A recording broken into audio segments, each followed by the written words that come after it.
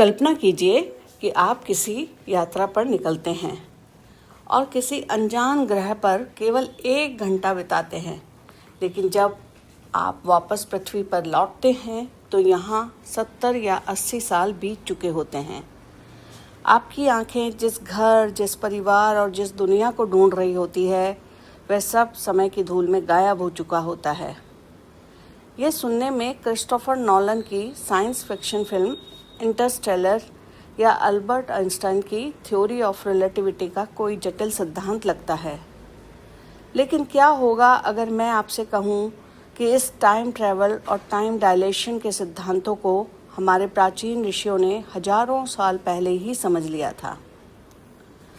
महाभारत, श्रीमद् भागवत पुराण और विष्णु पुराण में ऐसी कई कहानियाँ दर्ज हैं जहाँ इंसान अलग अलग लोकों में जाते हैं और जब वापस लौटते हैं तो धरती पर युग बदल चुके होते हैं। तो क्या ये सिर्फ पौराणिक कहानियाँ थी या हमारे पूर्वज ब्रह्मांड के भौतिक नियमों और गुरुत्वाकर्षण के खेल को समझते थे?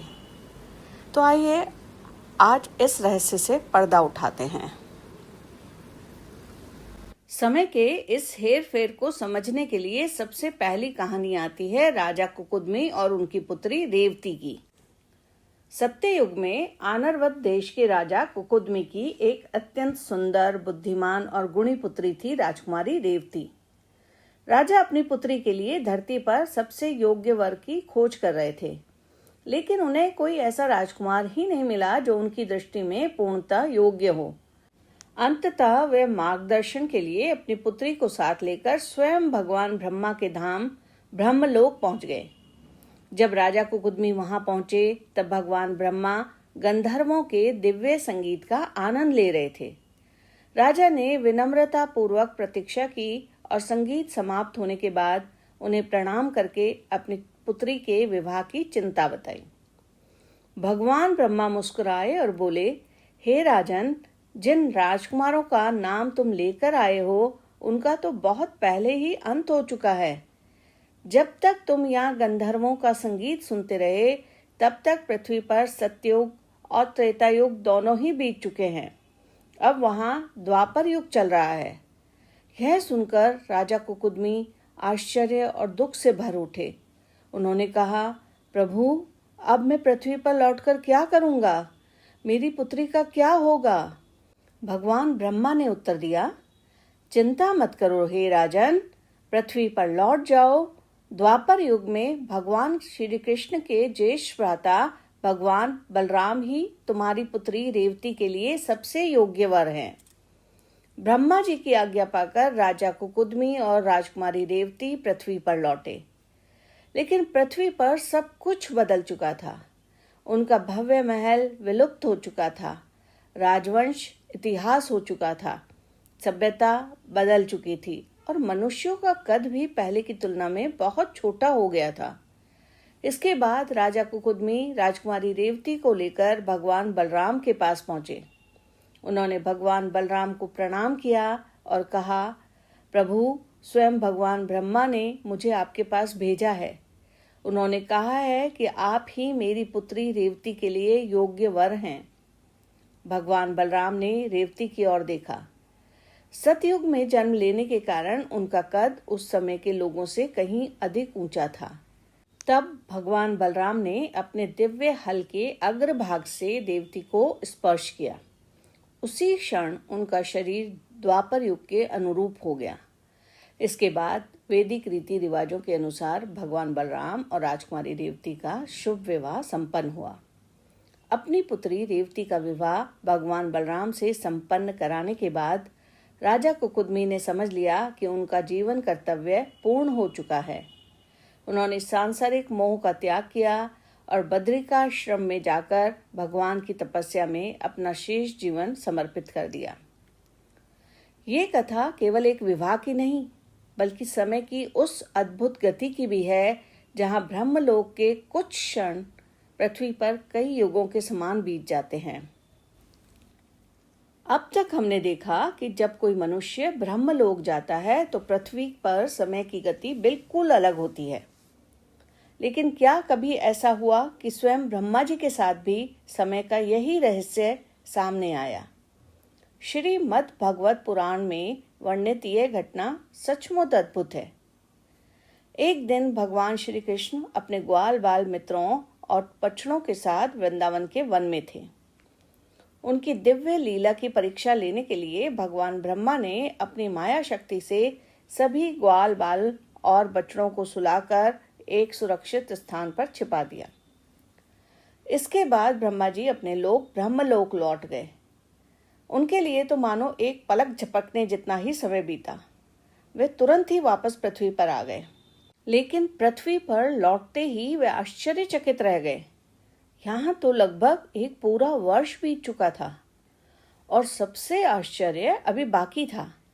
जिन ग्वाल बालों और बछड़ों को ब्रह्मा जी स्वयं छिपा कर गए थे, वे सभी श्री कृष्ण के साथ पहले की तरह खेलते और विचरण करते दिखाई दे रहे थे।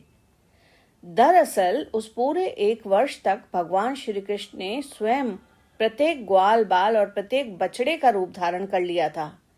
किसी माँ को अपने बच्चे की कमी महसूस न हो, किसी गाय को अपने बछड़े का वियोग न सहना पड़े और वृंदावन की दिनचर्या बिल्कुल सामान्य बनी रहे, इसलिए श्री कृष्ण ने अपनी योग माया से यह अद्भुत लीला रची।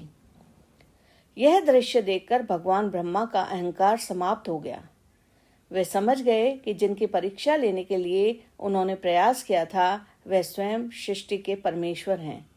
उन्होंने भगवान श्री कृष्ण के चरणों में प्रणाम किया और अपनी भूल के लिए क्षमा मांगी।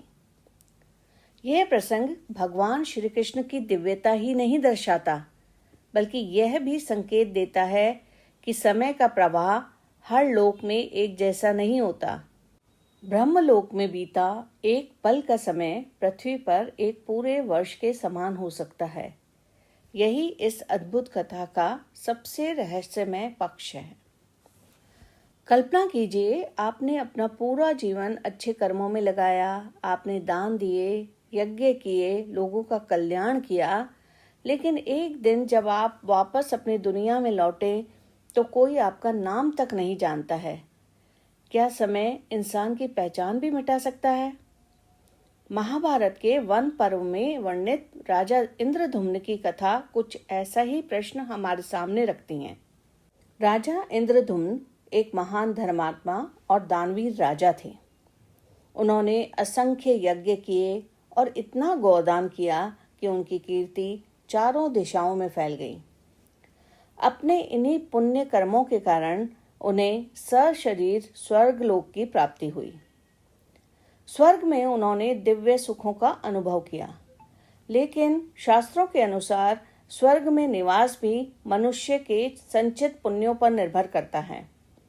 जब उनके पुण्यों का फल समाप्त होने लगा, तब उन्हें बताया गया कि अब उन्हें पुनः पृथ्वी पर लौटना होगा। यह सुनकर राजा इंद्रधुम्न ने विनती की, क्या मेरे जीवन के सभी सत्कर्म अब समाप्त हो गए?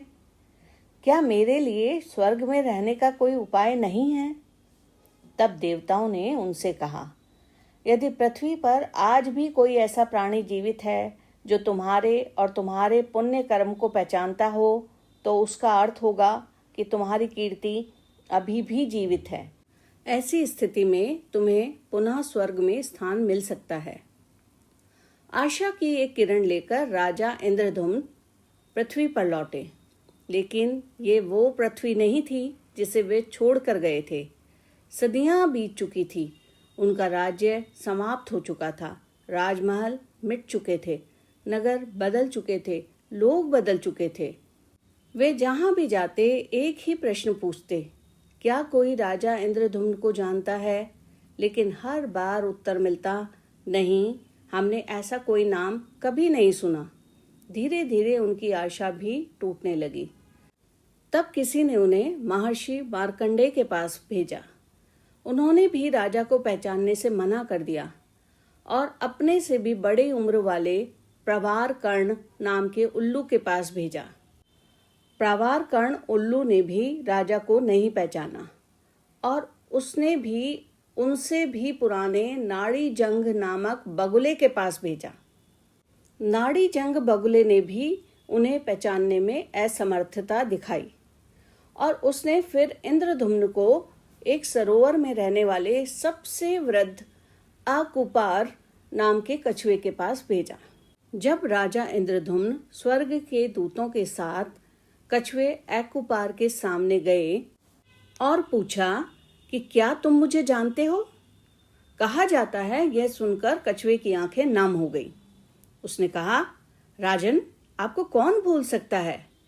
यह जो विशाल सरोवर आप देख रहे हैं, ये कोई प्राकृतिक झील नहीं है। आपके द्वारा दान में दी गई असंख्य गायों के आने जाने से भूमि धंस गई थी। समय के साथ वर्षा का जल उसमें भरता गया और यह विशाल सरोवर बन गया। आपकी कीर्ति आज भी इस धरती पर जीवित है। जैसे ही कछुए ने राजा के इस महापुण्य को याद किया, धरती पर राजा का यश फिर से जीवित हो गया। उसी समय आकाश से एक दिव्य रथ प्रकट हुआ और राजा इंद्रधुम्न को पूरे सम्मान के साथ वापस सशरीर स्वर्गलोक ले गया। बाद में ये कहानी महर्षि मार्कंडेय ने युधिष्ठिर को सुनाई थी और सीख दी थी कि संसार में सदाचार और कीर्ति ही मनुष्य के सबसे बड़े और स्थायी धन हैं। और इसी सीख के परिणाम स्वरूप युधिष्ठिर भी स्वयं सशरीर स्वर्ग गए थे। ये कथा केवल एक राजा की नहीं है। यह हमें बताती है कि समय महलों को मिटा सकता है, साम्राज्यों को भुला सकता है और नामों को इतिहास में खो सकता है, लेकिन निस्वार्थ कर्म समय की सीमाओं से भी आगे जीवित रह सकते हैं। शायद यही किसी मनुष्य की सबसे बड़ी विरासत है।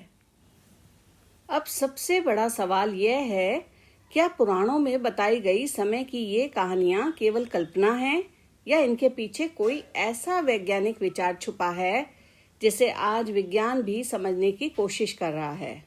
साल 1915 में अल्बर्ट आइंस्टाइन ने अपनी जनरल थ्योरी ऑफ रिलेटिविटी में बताया कि समय कोई ऐसी चीज नहीं है जो पूरे ब्रह्मांड में हर जगह एक समान गति से चलता हो। समय की गति स्थान, गति और गुरुत्वाकर्षण से प्रभावित हो सकती है। आइंस्टाइन के अनुसार जहां गुरुत्वाकर्षण बहुत अधिक होता है, वहां समय की गति थोड़ा धीमी हो जाती है। इसे ग्रेविटेशनल टाइम डायलेशन कहा जाता है। हमारे सौर मंडल में भी इसका प्रभाव दिखाई देता है। उदाहरण के लिए पृथ्वी की तुलना में बृहस्पति जैसे विशाल ग्रह का गुरुत्वाकर्षण अधिक है, इसलिए वहां समय धीमा चलता है। वहीं यूरेनस का एक वर्ष पृथ्वी के लगभग 84 वर्षों के बराबर होता है। फिल्म इंटरस्टेलर में भी समय के इस सिद्धांत को दिखाया गया था। फिल्म में एक ऐसे ग्रह की कल्पना की गई थी जो एक विशाल ब्लैक होल के बहुत करीब था, जहां अत्यधिक गुरुत्वाकर्षण के कारण समय बहुत धीमा हो जाता है। गर्गेंतुआ ब्लैक होल की ग्रेविटी इतनी अपार थी कि उसके पास मौजूद मिलर्स प्लैनेट का 1 घंटा धरती के 7 साल के बराबर था। अब यदि हम पुराणों की कथाओं को देखें, जैसे राजा कुकुदमी का ब्रह्मलोक जाना या ब्रह्मा जी की लीला, तो उनमें भी एक विचार दिखाई देता है कि अलग अलग लोकों में समय का अनुभव अलग अलग हो सकता है। क्या ये लोक आधुनिक विज्ञान के किसी ग्रह या आयाम से जुड़े थे? इसका कोई वैज्ञानिक प्रमाण नहीं है, लेकिन यह सोचने वाली बात जरूर है कि हजारों वर्ष पहले लिखी गई इन कथाओं में समय के अलग अलग अनुभवों की कल्पना की गई थी। और यही विचार हमें एक और बड़े प्रश्न तक ले जाता है। अगर भविष्य में इंसान वास्तव में लंबी अंतरिक्ष यात्राएं करने लगे, जहां पृथ्वी और अंतरिक्ष यात्री के समय में अंतर आ जाए, तो उसका भावनात्मक मूल्य क्या होगा? आज दुनिया भर के वैज्ञानिक और संस्थान जैसे नासा, CERN और यहाँ तक कि एलन मस्क जैसे विजनरीज स्पेस ट्रैवल और टाइम ट्रैवल की तकनीकों पर लगातार शोध कर रहे हैं। और हो सकता है कि वे टाइम मशीन या वार्म हॉल जैसी तकनीक बनाने के बेहद करीब भी पहुंच चुके हों, या शायद बना भी लिया हो। लेकिन जरा रुकिए और सोचिए, अगर आज हम इंसानों को एक ऐसी टाइम मशीन या स्पेसशिप बना भी दें जो हमें ब्रह्मांड के किसी दूसरे ग्रह या टाइम जोन पर ले जाए, तो क्या हम सच में उस यात्रा के लिए तैयार हैं? क्योंकि जो त्रासदी हजारों साल पहले राजा कुकुदमी या राजा इंद्रधुम्न के साथ हुई थी, वही कड़वा सच आज के इंसानों का भी इंतजार कर रहा है। मान लीजिए आप किसी ऐसी ग्रह की यात्रा पर जाते हैं जहां का 15 दिन या 1 साल पृथ्वी के 80 या 100 सालों के बराबर है। आप वहां 15 दिन बिताकर बहुत खुश होंगे कि आपने ब्रह्मांड की सैर कर ली है। लेकिन जब आप वापस अपनी धरती पर कदम रखेंगे तो आप क्या पाएंगे? आपके माता पिता, आपके बच्चे, आपके दोस्त सब बूढ़े होकर दुनिया को अलविदा कह चुके हैं। आपका घर, आपकी संपत्ति, आपका बैंक बैलेंस सब किसी और का हो चुका होगा। इतिहास की किताबों में आपका नाम केवल एक खोए हुए इंसान की तरह दर्ज होगा। राजा इंद्रधुम्न की तरह आप भी अपनी ही दुनिया में एक जिंदा भूत बन जाएंगे। लोग आपको पहचानेंगे तक नहीं। तो फिर सवाल उठता है, ऐसे टाइम ट्रैवल या स्पेस ट्रैवल का फायदा ही क्या है, जहां से लौटने पर आपका अपना कोई बचे ही ना? क्योंकि कभी कभी सबसे कठिन यात्रा समय में आगे बढ़ना नहीं होती, बल्कि समय के उस पार जाकर वापस लौटना भी होती है, जहां दुनिया तो वही होती है लेकिन उसे पहचानने वाले चेहरे बदल चुके होते हैं। यानी टाइम ट्रैवल विज्ञान के हिसाब से भले ही संभव हो जाए, लेकिन इसके लिए आपको एक बड़ी कीमत चुकाने के लिए मानसिक रूप से तैयार रहना पड़ेगा कि आप अपनी ही दुनिया में भुला दिए जाएंगे। शायद यही वजह है कि हमारे प्राचीन ग्रंथों में समय की यात्रा को केवल एक चमत्कार की तरह नहीं, बल्कि एक गहरी चेतावनी की तरह ही दिखाया गया है कि समय को पार करना संभव हो सकता है, लेकिन समय से पीछे छूट चुके अपने लोगों और अपने पलों तक वापस पहुंचना शायद सबसे कठिन यात्रा होगी। शायद यही वजह है कि हमारे प्राचीन ग्रंथों में ऐसी यात्राओं को साधारण इंसानों के लिए नहीं, बल्कि उन लोगों के लिए दिखाया गया है जो सब कुछ त्याग चुके थे। समय में आगे जाना शायद विज्ञान की सबसे बड़ी उपलब्धियों में से एक हो सकता है, लेकिन अपने खो चुके समय को वापस पाना हमेशा इंसान की सबसे बड़ी असंभव इच्छा रहेगी। और शायद यही समय का सबसे बड़ा रहस्य है।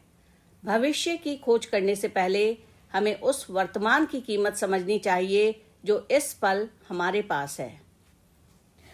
यदि ये जानकारी आपको अच्छी लगी तो वीडियो को लाइक और शेयर करें और हमारे चैनल को सब्सक्राइब करें। आपका प्रोत्साहन हमें उत्साह देता है नई नई जानकारियों को इकट्ठा करने और आपके लिए एक नई कहानी प्रस्तुत करने के लिए। धन्यवाद। नमस्कार।